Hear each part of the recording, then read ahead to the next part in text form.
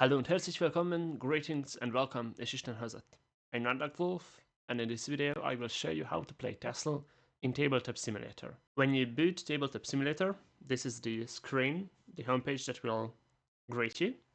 And here you will have to decide if you're the player who's joining another player's server or you're the player hosting the server. If you're just joining, you press join, you type in the name of the server that you're looking for, your opponent will give it to you. If you're creating the game though, you go to create, multiplayer, you will decide which one it is. This time we'll do a public server, you set a password, let's say tutorial, it doesn't really matter, and TESL in Sovngarde. You set the player number, if you have people spectating then you can set this higher, you just create the server, and now this screen will greet you. This row is set. This row is always the DLCs that TableTop Simulator is releasing. These are paid stuff. These are your own saves. And then you have workshop here. And this will be empty when you boot the game. So to have TESL and Sovngarde here, you press workshop. And then you press browse. It will direct you to the Steam page. Here you will type TESL and Sovngarde in the search bar. There will be a green square with a white cross. You will press the add button there. This will mean that you are subscribed to a workshop mod, which will mean that when you close the Steam overlay, you will have TESL and Sovngarde here under the workshop tab here. So you just press this. You want to load this. You wait until it is loaded. It will have to load in all of the cards that are in the game right now and all these other assets too. And once it finishes loading, then you will have your board set. Now your opponent joins, or you just invite them, and once they join, there is something you need to do yet. You will need to reload the thing, because your opponent, when they join, every rune, every token will be the runes will be yellow and these will be white, because those are the base colors of these tiles, and when you load everything in, then it loads the color on them. So you will have to reload, and then your opponent will also be able to see what colors every token is. Then, the other thing you will have to do yet is you click on your opponent's name, and there will be an option to promote. You press promote and you press yes. The reason you have to promote your opponent is because then they will be able to copy and edit and paste and delete tokens and cards, so they will be able to play the game and move everything that they need to move. Now that we have done that, we will choose a color. One player is the brown, one player is the teal. So we'll go to brown right now. And then you press Shift 1 if you are the brown, and this will set your camera like this. And if you're the teal, you press Shift 2. So Shift 1 and Shift 2 sets the two cameras. There is a Shift 3, which is equal to Shift 1, and there is a Shift 4, which is equal to Shift 3. Also, I have made a Shift 5 if someone wants to spectate, and there is a Shift 6 that is the same, a Shift 7 that is player 1's hand, and a Shift 8 that is player 2's hand. Just if someone's spectating, then they can do it like this. And then we get back to this. The reason we have two camera saves for both of these players is because if you press Ctrl 1, then it saves the current camera that you have, and maybe you move the camera with middle mouse button, you can move this, or with VASD, you can move this, and then let's say I accidentally moved here, and then I wanted to load back the Shift 1, but instead I pressed Ctrl 1, which saves the camera. So now if I press Shift 1, it will set me here, so I can press Shift 3, set it back to here, and then press Ctrl 1, and the camera is again on the right spot. Now, how to play is the real question here, now that you know the controls. You will need decks. The first time you load everything in, you will need to build your decks. So you go here, and here is all the cards. We have the cards sorted by attribute, and then we have multicolors, and we have created cards. So you just grab one of these decks, you click and drag, and it will bring out all the cards that are in this color. You right click, you press search, and here's everything you need to build a deck. Let's say you have built a deck. This time we will build a deck with triple Firebrand and triple Crown Quartermaster. So how you build the deck is you move the cards, you press and drag and it moves the cards. If you press F, it flips the card. And the other two buttons that you will need to remember is EQ. E and Q rotates. You can set the degree of the rotation up here. And then you put the two cards together. They form a deck. If you press R, it shuffles the deck. If you press right click and search, then you can search a deck if you need to bring up a card in match. And to save a deck, you can go right click, save object. We will choose the folder. You need to create these folders. The reason I have two is because I have TESL in Sovngarde, and then I have Heroes of Wardy. And then you name the deck. Let's name it tutorial. You save it. Now how you bring this back, you go to objects, saved objects, you look the path that you have set, and then there will be a deck named like you named it here. You just bring this out, and there's your deck. Now that we have our deck ready, let's bring this to the board, Shift 1. You put it here. This is where your draw pile is. This is where your discard pile is. It is the same way on the other side of the board, so we have a draw pile, we have a discard pile. Then, let's say, just so we have a little more cards, first you need to shuffle, because the deck that you load in from saved objects will be always in the same order that you have set this. So you can shuffle, and then if you hover over your deck and you press 3, then it draws 3. This is how you mulligan. But for mulligan, you have to decide who goes first. This is why we have a d20 on both sides. You can just press R, and as R shuffles the deck, R also rolls a dice. So we press R, we see that I rolled a 6, my opponent rolled a 10, the player with the higher number starts, so I will have the ring. You delete everything else, I have the ring, and that's it. Now you can see that we have Magicka here, we have our health here, and then we have the runes set. There is a pass button. If you are playing without a voice chat, then this is how it will be clear if you pass. If you're playing with a voice chat, then you just don't need to use this. And the reason I have a Magicka set here and here is just so when you load in, then you know that this is where the Magicka goes, but we can delete this now. And so let's say we have the mulligan here. Of course, right now, all the cards are Quartermasters, but let's say that we want to put back this and this Quartermaster. We flip these in hand, and then we put them back on top of the deck. The reason we flip them in hand is because if I drag this here, my opponent will see it. Even if I move it, my opponent sees the card that I'm moving. So you flip it in your hand, and you put it back afterwards. Then you shuffle, and you draw back to 3. Afterwards, my opponent takes the turn. It is my turn. I gain a Magicka. I draw 1. Now, what you need to be mindful of is if you press and drag, it moves the top card or the top token. If you press hold and drag, it moves the whole deck, and it moves the whole token pile. So we have 4 cards, we have 1 point. The reason there is 2 spots for the Magickas is that you can put the Max Magicka in one pile, and then when you play a card, you just move it to the other pile. It is not needed though. If you know how you're playing, then you can count this in your head. It is just if someone wants to count while playing.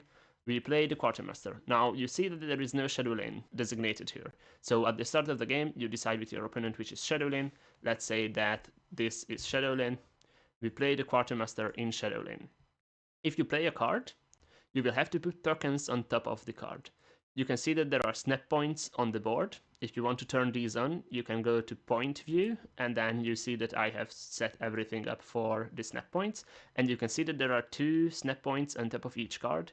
The reason is, of course, that we will have to put the tokens for the power and health here.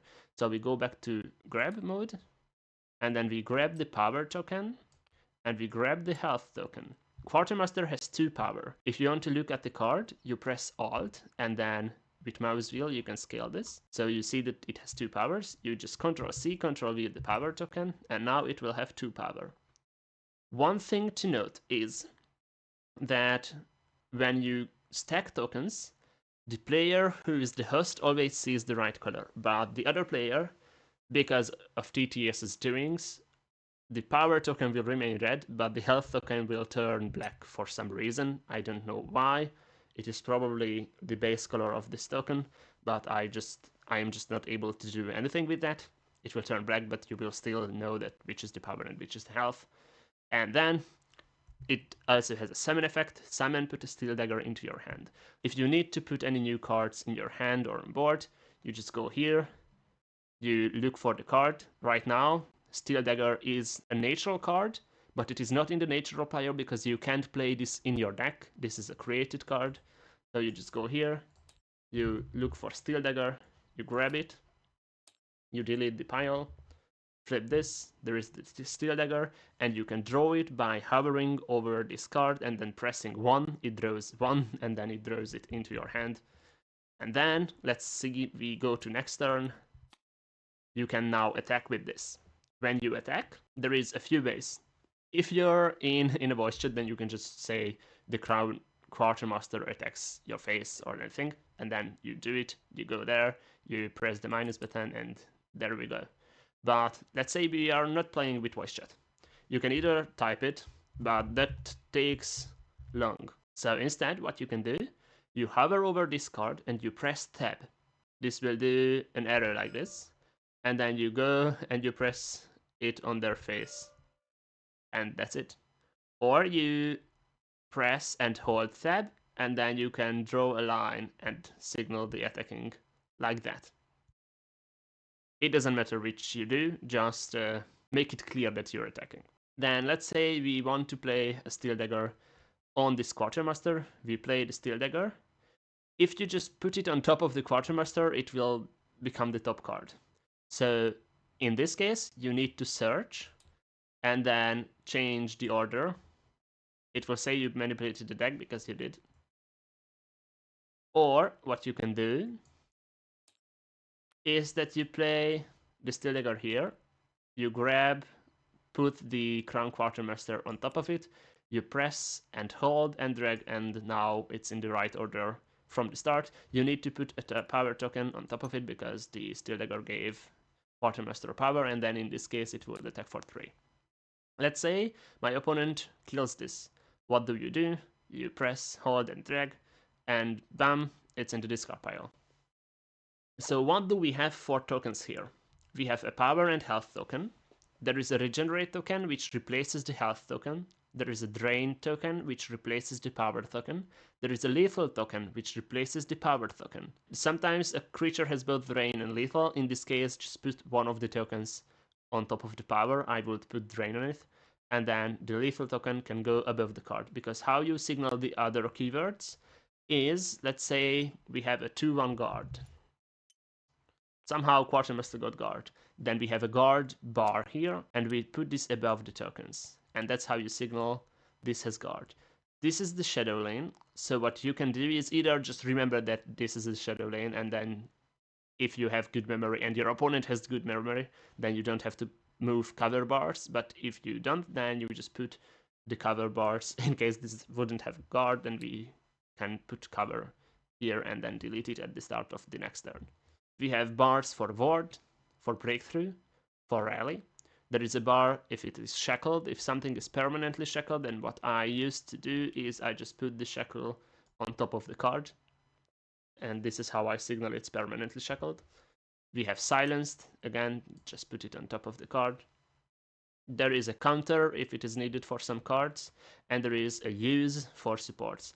Supports come in these places, and then you can put a use and a counter in case, like this is Goldbrand, and Goldbrand deals 2 damage at start, and then it deals 4, and then it deals 6, and you can move this.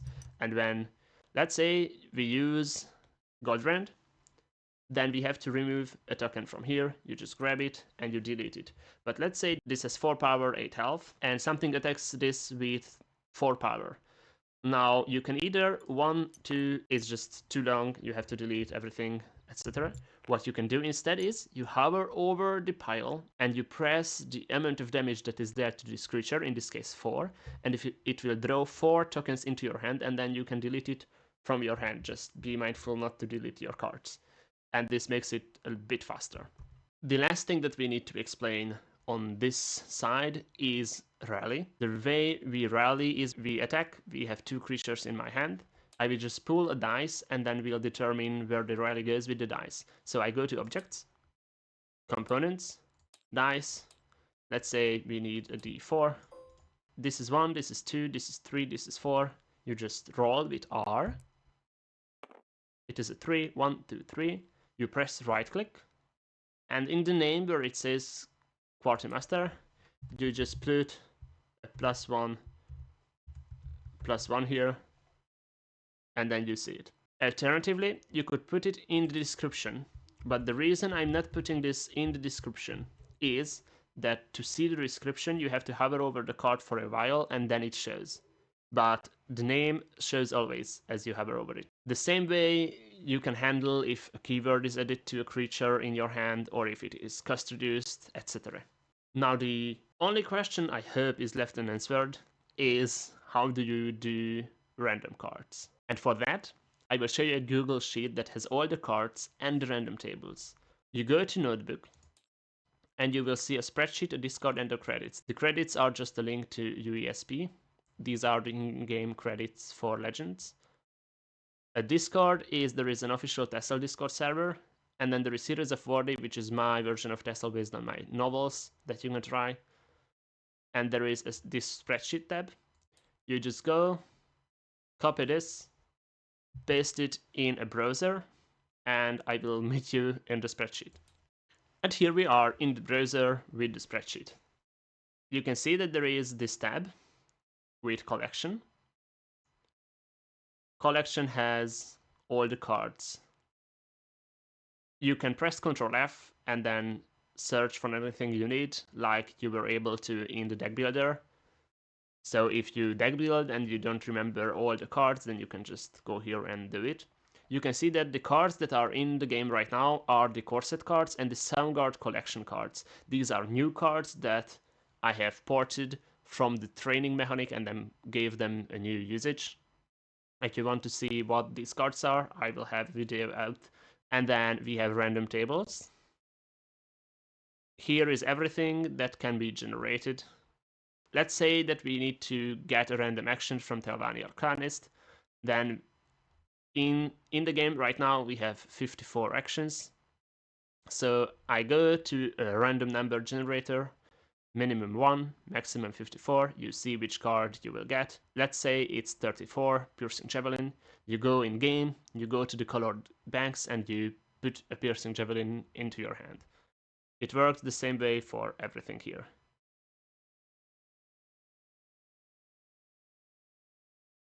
And then the last tab in this sheet is a work in progress tab. You can see that I'm working on the following sets already. And with that, everything is cleared what you need to do to play TESL in Sovngarde, aka in TableTop Simulator. The last thing to mention is that the second player not only has the bag with the health token changing colors to black, but there is also a bug that affects not the gameplay, thankfully, but the quality of gameplay.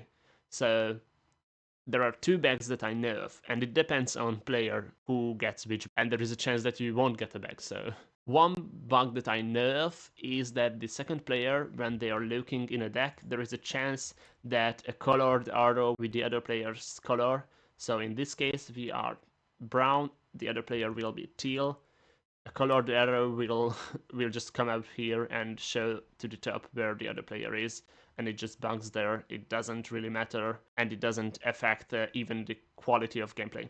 But the other bug, and this is the bug that I have when I'm playing with someone and then not hosting the server, is that when I have a pile here, and then I will try to grab one, it will copy this token while I'm moving it. And it will always copy the token from the last pile that I moved. So I move the health token here, and next time I'm moving a power token, then health tokens will be pasted on the board as I move the token. The way to combat this is that you have a power token and a health token put aside here, and you just press Ctrl C and you always Ctrl V, and you don't grab anything from a pile. Instead, you just Ctrl V and you press 4 and it draws it into your hand, etc. So you just need to know how to work around the bug, and then it isn't even bothering at all. And with that, everything is ready for you to play TESL in Sovngarde. Contact some of your friends online, and then get on in the game. See you there. Servus und farewell. Isten óvjon.